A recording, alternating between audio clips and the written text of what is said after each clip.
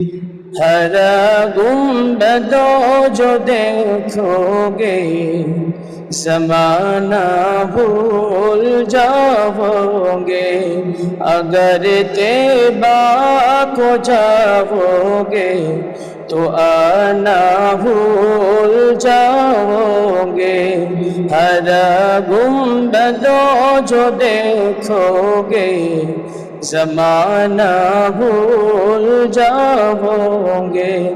नहीं तेरा जो ज़ियादा चाँद तारो अपनी रंगत पर, नहीं तेरा जो ज़ियादा चाँद तारो अपनी रंगत पर, मेरे आका को देखोगे चमकना भूल जाओगे। मेरे आका को देखोगे चमकना भूल जाओगे। हर गुंबद जो देखोगे ज़माना भूल जाओगे। अल्हम्दुलिल्लाह, আল্লাহ পাক রব্বুল আলামিনের কাছে লাখ কোটি শুকর ও সুজুদ যে আল্লাহ সুবহানাহু ওয়া তাআলা আমাদেরকে পবিত্র মুহররম মাস, পবিত্র জুমাবার দিন জুমার নামাজ পড়ার উদ্দেশ্যে আল্লাহ তাআলা আমাদেরকে দুনিয়ার সমস্ত ব্যস্ততাকে উপেক্ষা করে আল্লাহ সুবহানাহু ওয়া তাআলা আমাদেরকে মসজিদে আসার বসার তৌফিক দান করেছেন। এই জন্য কালিমাতুল শুকর অন্তরের অন্তঃস্থল থেকে শুকরিয়া তান সকলে আওয়াজ করে বলি আলহামদুলিল্লাহ। লক্ষ কোটি দরুদ ও সালাম বিশ্ব মানবতার কান্ডারি মুক্তির দূত রহমাতাল লিল আলামিন শাফিউল মুসলিমিন ইমামুল মুরসালিন খাতামান নবিয়্যিন কুল কায়নাতের নবী আকায়ে মাওলা তাজদারে মদিনা সুলতানে মদিনা শামসুদ্দোহা বদরুদ্দুজা নূরুল হুদা সাহিবে কাউসার আল আদনা রাসূল আকরাম ইমামুল হারমাইন ইমামুল কিবলাতাইন ইমামুল জাদ্দি ওয়াল হাসান ওয়াল হুসাইন রাদিয়াল্লাহু তাআলা আন আফতাব নবুওয়া শাহে রিসালাত নূরে মুজাসসাম নূরে আকরাম নূরুল আলা ওয়ান নূর হাবিবনা সাইয়্যিদনা ইমামনা কুদরতনা হযরত মুহাম্মদ মুস্তাফা আহমদে মুস্তাফা সকলে বলি সাল্লাল্লাহু আলাইহি ওয়াসাল্লামের উপরে। আল্লাহ তাআলা আমাদেরকে অসংখ্য অগণিত নিয়ামত দিয়েছেন, আল্লাহ তাআলা আমাদেরকে সুস্থতার হায়াত দিয়েছেন। এই জন্য আমরা মসজিদে আসতে পেরেছি, সেজন্য মহান রবের কাছে আরেকবার শুকরিয়া আদায় করি, সকলে বলি আলহামদুলিল্লাহ। সম্মানিত হাজিরিন, বিগত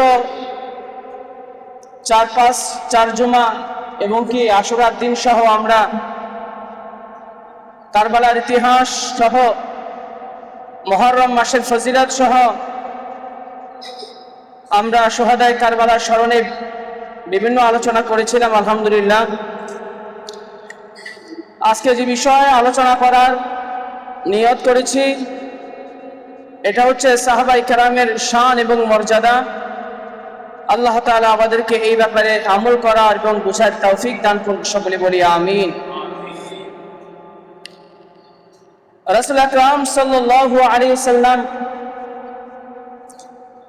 আল্লাহ পাক রব্বুল আলামিন এমন একটা সময়ের মধ্যে আমার নবীকে দুনিয়ার মধ্যে পাঠিয়েছিলেন, এমন একটা সমাজের মধ্যে আমার নবীকে দুনিয়ার মধ্যে আল্লাহ তাআলা পাঠিয়েছিলেন যেই সমাজের মধ্যে সমস্ত অপকর্ম, সমস্ত খারাপ কাজ, এক কথায় জাহিলিয়াত, খারাপ একটা সমাজ, খারাপ একটা সময়ের মধ্যে আল্লাহ তাআলা ওরকম টাইমের ভিতরে ওরকম একটা জায়গার মধ্যে রাসূল আকরাম সাল্লাল্লাহু আলাইহি সাল্লামকে আল্লাহ পাক রব্বুল আলামিন পাঠিয়েছিলেন। এবং কি যে খারাপ সমাজ, খারাপ রাষ্ট্র, খারাপ মানুষগুলো আমার নবীর ছোঁয়াতে, আমার নবীর সাদাকায় সেই সমাজের মানুষগুলো একসময় সবচেয়ে খারাপ মানুষের চাইতে পৃথিবীর সবচেয়ে বড় বেশি শ্রেষ্ঠ ভালো মানুষ হয়ে যায়। বলেন সুবহানাল্লাহ। কার সদকায়? আমার নবীর সদকায়। জাহিলি সমাজ যে মানুষগুলো বেশি খারাপ ছিল, দিনে রাতে চুরি করত, দিনে রাতে জেনায় ব্যস্ত থাকতো, সব সময় অপকর্মের মধ্যে ব্যস্ত থাকতো, সেই সমস্ত মানুষগুলো আমার নবীর ছোঁয়াতে তারা যুগ শ্রেষ্ঠ উম্মত, এবং আল্লাহ তাআলা তাদেরকে এমন ভাবে কবুল করেছেন যে আল্লাহ তাআলা কালামে হাকিমের মধ্যে ঘোষণা করে দিয়েছেন, রাদিয়াল্লাহু আনহু ওয়া রাদু আন, আমি আল্লাহ তাদের উপর খুশি, তারাও আমি আল্লাহর উপর খুশি। বলেন সুবহানাল্লাহ। সাহাবায়ে কেরামদেরকে আল্লাহ পাক রব্বুল আলামিন মনোনীত করেছেন। কি করেছেন? মনোনীত। ওই সময়ের ভিতরে আমার নবীর সাহাবী অর্থ সঙ্গী সাথীরা, আমার নবীর আশেপাশের মানুষ, আমার নবীর সঙ্গে যারা ছিলেন তাদেরকে সাহাবী বলা হয়। শরীয়তের পরিভাষায় যে ব্যক্তি ঈমানের হালতে রাসূল আকরাম সাল্লাল্লাহু আলাইহি সাল্লামকে স্বচক্ষে দেখেছেন এবং ঈমানের হালতেই ইন্তেকাল করেছেন, তাকে শরীয়তের ভাষায় সাহাবী বলা হয়। এই সাহাবায়ে কেরামের কারা হবে সাহাবায়ে কেরাম, এটা নির্ধারণ করেছেন কে? কথা বলেন, কে করেছেন? আল্লাহ। আল্লাহ জানে যে ওই সময়ে কোন ধরনের মানুষগুলো আমার নবীকে বেশি মহব্বত করবে, কারা এই মহব্বতের অংশীদারিত্ব লাভ করবে, কারা এরকম ঈমানের সবচেয়ে বড় দৌলত তারা পাবে, এগুলো আল্লাহ তাআলা আগেই নির্বাচন করে রেখেছেন। বলেন সুবহানাল্লাহ। এজন্য সাহাবায়ে কেরামদেরকে এমন এমন ব্যক্তি বাছাই আল্লাহ তাআলা করেছেন, তাদেরকে বাছাই করেই ওই সময় তৎকালীন সময় পাঠিয়েছিলেন। আমাদেরকে এই সময় পাঠিয়েছেন কারণ সাহাবায়ে কেরাম যে ঈমানের মজবুতের পরীক্ষা দিয়েছেন, এই পরীক্ষা আমরা হয়তো দিতে পারবো না। সেই নজরানা আমার নবীর জন্য তাদের জীবনটা যেভাবে তারা কোরবান এবং নজরানা দিয়েছেন, হয়তো আমরা এইভাবে পারবো না হিসাবে আমাদেরকে ওই সময় পাঠায়নি, আমাদেরকে এই সময় পাঠিয়েছেন। কথা বলেন ঠিক কিনা? ভাইরা আমার, আল্লাহ পাক রব্বুল আলামিন রাসূল আকরাম সাল্লাল্লাহু আলাইহি সাল্লামের তৎকালীন সময়ের ভিতরে যে সমস্ত মানুষগুলোকে আল্লাহ তাআলা কবুল করেছেন তাদেরকেই সাহাবী বলা হয়। এখন সাহাবায়ে কেরামের আজমত, সাহাবায়ে কেরামের মুহাব্বত, আহলে বাইতের মুহাব্বত, নবীর পরিবারের মুহাব্বত, সাহাবায়ে কেরামের মুহাব্বত, এগুলো সব হচ্ছে আমাদের ঈমানের দাবি। কথা বলেন ঠিক কিনা? রাসূল আকরাম সাল্লাল্লাহু আলাইহি সাল্লাম ইবরাজ ইবনুল শরিয়া রাদিয়াল্লাহু তাআলা আনহু থেকে বর্ণিত, রাসূল আকরাম সাল্লাল্লাহু আলাইহি সাল্লাম বলে, আসহাবিকান নুজুম বিআইদিহিম ইকতারিহিম ইহদিহিম। আল্লাহ রাসূল সাল্লাল্লাহু আলাইহি সাল্লাম বলে, এক একজন সাহাবায়ে কেরাম আকাশের নক্ষত্র। বলেন না সুবহানাল্লাহ। এক একজন সাহাবায়ে কেরাম আকাশের নক্ষত্র। একজন আদনা সাহাবায়ে কেরামকে যদি তোমরা অনুসরণ করো, এই সাহাবায়ে কেরামকে অনুসরণ করার কারণে এটাই তোমাদের জন্য নাজাতের ওসিলা হয়ে যাবে। বলেন সুবহানাল্লাহ। আল্লাহ পাক রব্বুল আলামিন কোরআনের মধ্যে বলেছেন, ওয়াদাক্কির, হে নবী আপনি তেলাওয়াত করে শোনান, ফাইন্নায যিকরা তানফাউল মুমিনিন, হে নবী আপনি সাহাবায়ে কেরামদেরকে বেশি বেশি করে কোরআন তেলাওয়াত করে শোনান, বেশি বেশি করে কোরআন মাজিদ শোনান। বলে কেন? এই কোরআনের কথা যখন সাহাবায়ে কেরামদেরকে শোনানো হয়, আমার নবীর পবিত্র জবান দিয়ে যখন বারবার কোরআনের তেলাওয়াত গুলো যখন করা হয়, কোরআনের কথাগুলো যখন সাহাবায়ে কেরামকে বোঝানো হয়, এদের আল্লাহ রাসূল সাল্লাল্লাহু আলাইহি সাল্লামের সাহাবায়ে কেরাম আমার নবীর পবিত্র জবান থেকে এই কোরআনের কথাগুলো শুনতে শুনতে শুনতে শুনতে তাদের ঈমানের অবস্থা এমন একটা পর্যায় হয়েছে, আল্লাহ তাআলা বলে, ওয়াদাক্কির ফাইন্নায যিকরা তানফাউল মুমিনিন, এই কোরআন তেলাওয়াত শুনতে শুনতে আমি আল্লাহ তাদের মুমিনের সর্বস্তর পর্যন্ত পৌঁছে দিয়েছি। বলেন সুবহানাল্লাহ। তাহলে আমাদের সামনেও যখন মাহফিলের আওয়াজ, আমাদের সামনেও যখন কোরআন হাদিসের আওয়াজ, আমাদের সামনেও যখন কোরআন তেলাওয়াত করা যখন হয়, তখন কিছু মানুষের ভালো লাগে, কিছু মানুষের খারাপ লাগে। কথা বলেন ঠিক কিনা? কোরআন তেলাওয়াত শুনে সাহাবায়ে কেরামরা আমার নবীর প্রেমে পাগল হয়েছে। আবার সে কোরআন তেলাওয়াত শুনেছিল আবু জেহেলও, কিন্তু ঈমানের দৌলত তার কপালে, কথা বলেন, তার কপালে নাই। আবু জেহেলের নাম ছিল আবুল হিশাম, আবুল হিশাম। কিন্তু আমার নবী কোরআনের দাওয়াত দেওয়ার পরেও, তাওহীদের দাওয়াত দেওয়ার পরেও, রিসালাতের দাওয়াত দেওয়ার পরেও সে উল্টা বুঝেছে, সে আমার নবীকে কটূক্তি করেছে। আমার নবী বলেছিল তার নাম ছিল আবুল হিশাম, কিন্তু আমার নবী বলেছিল আবু জেহেল। আবু জেহেল মানে মূর্খের পিতা, মূর্খের পিতা। আমার নবীর পবিত্র জবান দিয়ে আবু জেহেল বের হয়েছে, মানে আজকে সারা দুনিয়ার মানুষ আবু জেহেল হিসাবেই তাকে চিনে। কথা বলেন ঠিক কিনা? আবুল হিশাম চিনে না, আবু জাহিল হিসাবে চিনে। পক্ষান্তরে আরেকজন সাহাবী হযরতে আব্দুল্লাহ ওমর নাম ছিল, কিন্তু আল্লাহ রাসূল সাল্লাল্লাহু আলাইহি সাল্লামের সামনে সে সব সময় একটা বিড়ালকে কোলে করে রাখতেন, আদর করতেন। আমার নবী একবার আদর করে দুষ্টামি করে বলল, ও আবু হুরায়রা।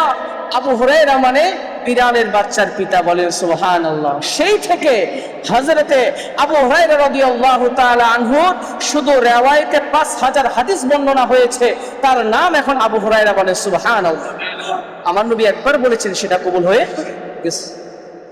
তো এই জন্য এই কোরআন তেলাওয়াত, কোরআনের কথা, ইসলামের জিনিসগুলো কারোর জন্য হেদায়েতের মতো অন্তরের মধ্যে দিলে রাখবে, কাজে আসবে।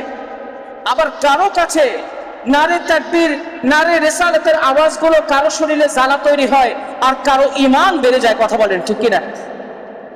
বুঝেন নাই মনে কথা? কোরআনের কথাগুলো বললে, আল্লাহ রসুলের কথাগুলো বললে, ইসলামের কথাগুলো বললে কারো মুমিনদের ঈমানটা আরো বাড়ে, ঈমানদারের ঈমানটা আরো বাড়ে। কিন্তু যার অন্তরের মধ্যে ঈমানের দৌলত ওইভাবে নাই, তাকে কোরআনের কথা বললে, রসুলের কথা বললে, আহলে বাইতের কথা বললে তার জ্বালা সৃষ্টি হয়। এরকম মুসলমান আছে না নাকি? আল্লাহ আমাদের সেগুলো মুসলমান থেকে হেফাজত করে আমরা যেন নবীর আশিক হতে পারি, সে তৌফিক দান করুক। সকলে বলি আমিন। ভাইরা আমার, রাসূল আকরাম সাল্লাল্লাহু আলাইহি সাল্লামের সাহাবায়ে কেরাম যাদেরকে রাসূল আকরাম সাল্লাল্লাহু আলাইহি সাল্লাম খুব ভালোবাসতেন, এবং ওই সাহাবায়ে কেরামগুলো আমার নবীর জন্য বেশি বেশি মহব্বত করতেন, আমার নবীকে ভালোবাসতেন।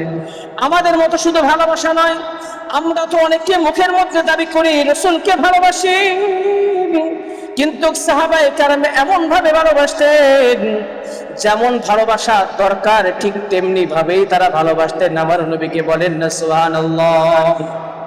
হযরতে ওমর রাদিয়াল্লাহু তাআলা আনহুর সামনে আল্লাহ রাসূল সাল্লাল্লাহু আলাইহি সাল্লাম, হযরত ওমর বলে, ইয়া রাসূলুল্লাহ, আমি আপনাকে ভালোবাসি, আমি আপনাকে ভালোবাসি। ও রাসূল, ও হাবিব, আমি আপনাকে ভালোবাসি, তবে আমার জীবনের চাইতে নয়। এমন সময় আমার নবী বলেন, লা ইউমিনু আহাদুকুম হাত্তা আকুনা আহাব্বা ইলাইহি মিন ওয়ালিহি ওয়া ওয়ালাদিহি ওয়ান নাসি আজমাইন। ও ওমর, শুনে নাও, আমি রাসূলকে ভালোবাসতে হইলে তোমার ছেলে সন্তান, তোমার স্ত্রী পুত্র, তোমার ধন সম্পদ, তোমার ব্যবসা বাণিজ্য, তোমার চাকরি বাকরি, তোমার জীবনের চাইতে যতক্ষণ পর্যন্ত আমি রাসূলকে বেশি ভালোবাসতে না পারবে, ততক্ষণ পর্যন্ত তুমি পরিপূর্ণ কামিল মুমিন হতে পারবে না। হযরত ওমর রাদিয়াল্লাহু তাআলা আনহু এই কথা শোনার পর কিছুক্ষণ তিনি নীরবে বসে মুনাকাবায় চলে গেলেন। তিনি চিন্তা করতে লাগলেন, চিন্তা করে তিনি মনে মনে ইরাদা করলেন, সিদ্ধান্ত নিলেন। সিদ্ধান্ত নেওয়ার পরে বলল, রাসূল, ইয়া হাবিব, ইয়া আল্লাহ রাসূল, আমি এখন সিদ্ধান্ত নিয়েছি, আমি আমার জীবনের চাইতেও রাসূল আপনাকে আমি বেশি ভালোবাসি। ভাইরা আমার, এই জন্য হযরতে আবু হুরায়রা রাদিয়াল্লাহু তাআলা আনহু থেকে বর্ণিত, قال رسول الله صلى الله عليه وسلم لا تسبوا اصحابي لا تسبوا اصحابي فهو الذي نفسي بيده لو ان احدكم انفق مثل احدكم ذهبا ما ادرك। রাসূল আকরাম সাল্লাল্লাহু আন আবু হুরায়রা রাদিয়াল্লাহু তাআলা আনহু থেকে বর্ণিত, আমার নবী বলে, আমার নবী সুন্দর করে সাহাবায়ে কেরামদেরকে বলে, ও আমার সাহাবায়ে কেরাম, সেই সপ্তাহ রাতে আমি নবীর জীবন সেই আল্লাহ আছে আমার জীবন, সেই আল্লাহর কসম করে বলতেছি, তোমরা খবরদার কেউ সাহাবায়ে কেরামকে গালি দিও না, সাহাবায়ে কেরামের কেউ অসম্মান করিও না, সাহাবায়ে কেরামের সমালোচনা করিও না, সাহাবায়ে কেরামকে নিয়ে কোনো সময় কটূক্তি করিও না। যদি উহুদ পাহাড় পরিমাণ সৈন্য তোমরা যদি দান করো, তারপরেও একজন সাধারণ সাহাবায়ে কেরামের সমতুল্য কখনো হতে পারবে না। বলেন না সুবহানাল্লাহ। عن ابن عمر رضي الله تعالى عنه يقول لا تسبوا أصحابي محمد صلى الله عليه وسلم فلما أقى أحدهما ساعة خير من عمل أحدكم عمر। হযরত ইবনে ওমর রাদিয়াল্লাহু তাআলা আনহু বর্ণনা করেন, হযরত মুহাম্মদ মুস্তাফা সাল্লাল্লাহু আলাইহি সাল্লামের সাহাবীদের সমালোচনা করো না, কারণ তাদের এক মুহূর্তের আমল তোমার সারা জীবনের ভালোবাসার, সারা জীবনের যে সমস্ত সৎ আমলগুলো যদি এক পল্লায় রাখা হয়, সাহাবায়ে কেরামের এক মুহূর্তের আমল তার চাইতে অনেক বেশি। বলেন সুবহানাল্লাহ। সাহাবায়ে কেরামের আজমত অন্তরের মধ্যে থাকা দরকার আছে না নাই? কথা বলেন আছে না নাই? এই যে আমরা সানি খুতবা পড়ি, সানি খুতবার মধ্যে বলা হয় আল্লাহ আল্লাহ ফি আসহাবি লা তাত্তাখিদু ওয়ালাদাম মিন বাদি ফামান আহাব্বাহুম ফাবিহুব্বি ইয়াহাব্বাহুম ওয়া মান আবগাদাহুম ফাবিবুগদি আবগাদাহুম।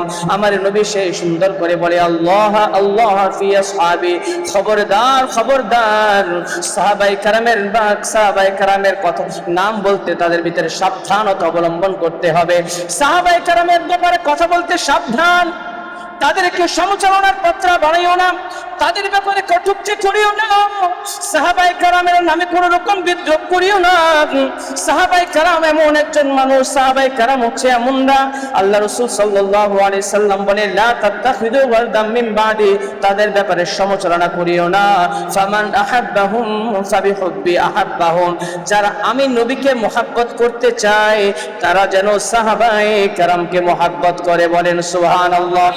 ফামান আহাব্বাহুম ওমান আবগাদাহুম আহাব্বাহুম ওয়ামান আবগাদাহুম ফাবিবুগদি আবগাদাহুম, যে ব্যক্তি সাহাবায়ে কেরামের সঙ্গে দুশমনি করবে সে যেন আমি নবীর সঙ্গে দুশমনি করে। বলেন নাউজুবিল্লাহ। এখন আমাদের দেশের মধ্যে, সমাজের মধ্যে সাহাবায়ে কেরামের ব্যাপারে উল্টাপাল্টা কথা বলে এমনও কিন্তু মুসলমান আছে না নাই? আছে। বলে কেমনে জানা দরকার। এই যে ইয়াজিদের পিতা হযরতে মুয়াবিয়া রাদিয়াল্লাহু তাআলা আনহু, যার ব্যাপারে আল্লাহ পাক রব্বুল আলামিন আমার নবী হযরতে মুয়াবিয়া রাদিয়াল্লাহু তাআলা আনহুর ব্যাপারে তিনি আল্লাহ তাআলার কাছে দোয়া করেছেন, আল্লাহুম্মা আলামু মুয়াবিয়াল কিতাব ওয়া হিসাব ওয়া কুতুল আযাব। আল্লাহ রাসূল সাল্লাল্লাহু আলাইহি সাল্লাম বলে, আল্লাহ তুমি আমার মুয়াবিয়াকে ইলম দান করো, তুমি কিতাবের ইলম দান করো, তুমি বিচারের ইলম দান করো, এবং তুমি তাকে জাহান্নাম থেকে বাঁচাও। এই দোয়া করেছেন কে? আমার নবী। কার জন্য? হযরতে মুয়াবিয়া রাদিয়াল্লাহু তাআলা আনহুর জন্য তিনি দোয়া করেছেন। এবং অসংখ্য অগণিত জিহাদের মধ্যে আমার নবীর সঙ্গে ছিলেন হযরতে মুয়াবিয়া রাদিয়াল্লাহু তাআলা আনহু। অথচ আজকে এজিদের পিতা হওয়ার কারণে আমাদের ভিতরে অনেক মুসলমান বলে হযরতে মুয়াবিয়া কেন ইজিদকে ক্ষমতার মধ্যে বসাইলো, এই কথা বলেই হযরতে মুয়াবিয়া রাদিয়াল্লাহু তাআলা আনহুর ব্যাপারে চরম বেয়াদবি বলে কথাবার্তা বলে, গালাগালি করে, আমার নবীর সাহাবার ব্যাপারে অপমানজনক কথাবার্তা বলে। এরকম মুসলমান আছে না নাই? আমাদের ভিতরে যত মতাদর্শ আছে, এই যে রাফিজি বলেন, খারিজি বলেন, যারা রাফিজি তারা শিয়ার অন্তর্ভুক্ত, তারা কিনা হযরতে মুয়াবিয়া সহ হযরতে আবু বকর রাদিয়াল্লাহু তাআলা আনহু, হযরতে উমর যুন্নুরাইন, হযরতে উসমান জুরাইন রাদিয়াল্লাহু তাআলা আনহু, হযরতে ওমর রাদিয়াল্লাহু তাআলা আনহু, হযরতে আলী রাদিয়াল্লাহু তাআলা আনহুকে তারা গালাগালি করে, গালমন্দ করে। আবার যারা খারিজি এরা তো ইজিদের পক্ষে টানে। এরকম মুসলমান আছে না নাই? আছে আছে। শায়েখ বাংলাদেশের শায়েখ চিনে, কিন্তু তারা কি বলে এজিদের ব্যাপারে একদম খুব আন্তরিক দেখায়, এজিদের ব্যাপারে মহব্বত দেখায়।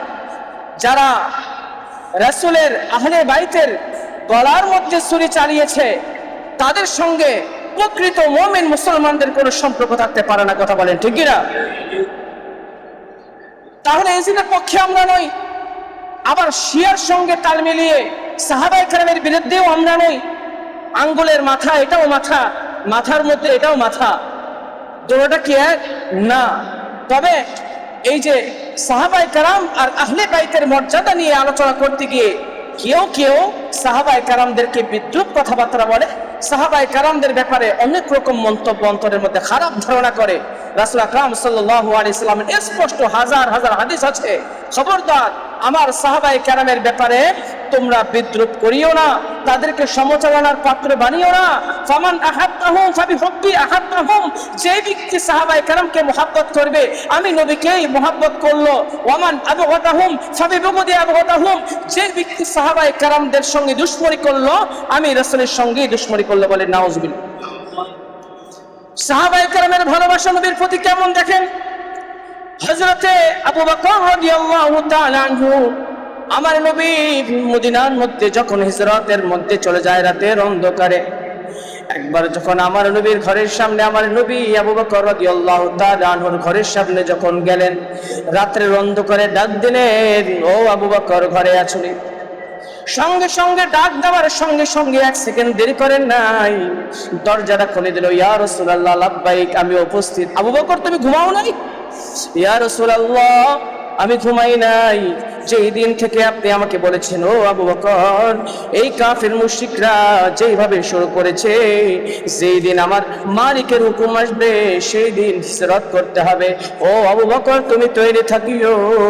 ইয়া রাসূলুল্লাহ আপনি এই কথা বলার সঙ্গে সঙ্গে আমি আবু বকর সেই দিন থেকে আমার জামা কাপড় রেডি করে আমি সব সময় এমন একটা অবস্থার মধ্যে থাকি, আপনি যখনই আমাকে ডাক দিবেন ইয়া রাসূলুল্লাহ আপনার ডাকে সাড়া দিয়ে যেন আমি আপনার সঙ্গে হিজরত করতে পারি। বলেন সুবহানাল্লাহ।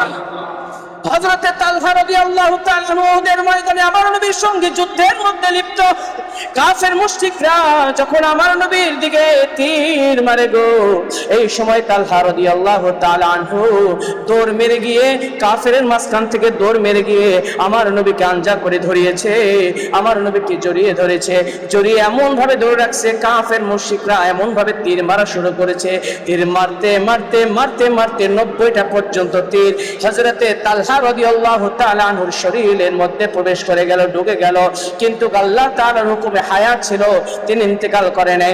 আমার নবী যুদ্ধের পরে বলে ও সাহাবায়ে কেরাম যদি জিন্দা শহীদকে তোমরা যদি দেখতে চাও আমার তালহাকে তোমরা দেখো। বলেন সুবহানাল্লাহ।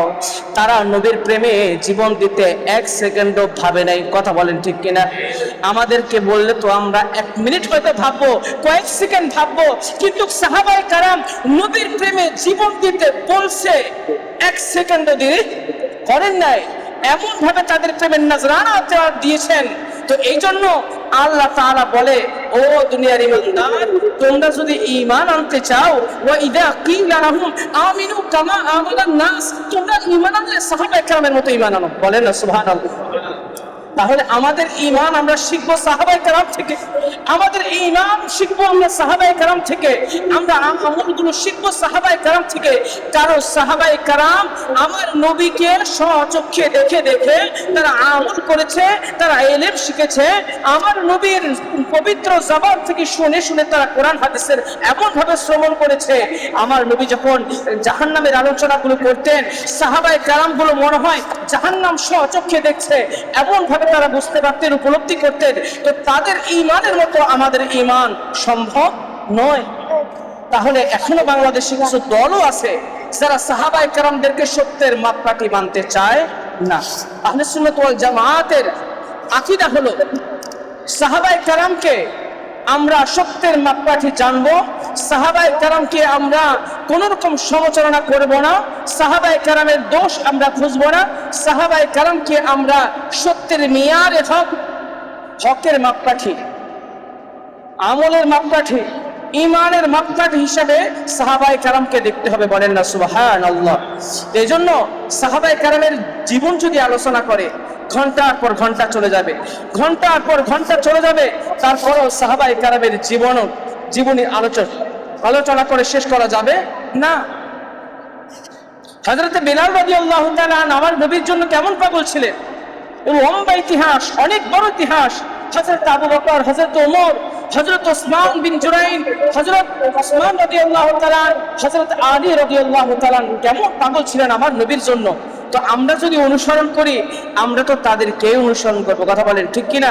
এই যে ইসলামের পঞ্চম খলিফা হযরত আব্দুল আজিজ রহমতুল্লাহি আলাইহি ন্যায়পরায়ণ শাসক ছিলেন। তিনি যখন তার শাসন আমলের ভিতরে একজন ব্যক্তি হযরত মুয়াবিয়া রাদিয়াল্লাহু তাআলা আনহুর ব্যাপারে কঠিনভাবে সমালোচনা করতেছে, গালাগালি করতেছে।